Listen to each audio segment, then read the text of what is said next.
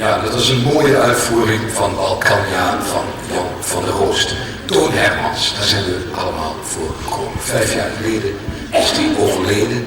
Hij is hier geboren, hij ligt hier niet ver vandaan in zijn graf. En waar kun je Toon Hermans beter gedenken dan in Sittard? En hoe kun je dat het beste doen? Dan met de liedjes, waarvan een aantal van de liedjes hier in Sittard ook geschreven zijn. De oudste liedjes verwijzen naar situaties in Sittard.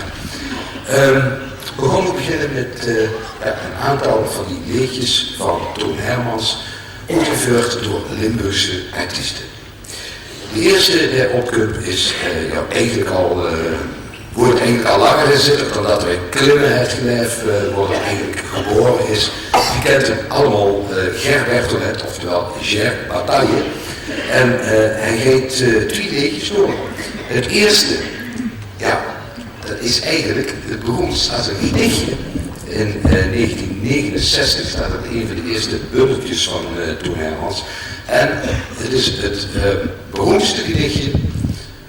Want je kunt het overal zien, in de keuken, in de kamer, overal hinkt het op tegeltjes en overal, ik hoef maar te zeggen, een vriend.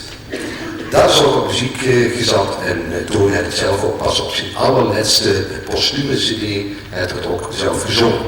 Daarna komt een van de oudste liedjes van Toon Hermans, De Laatste Dans, geschreven voor de Zichtersche Revue.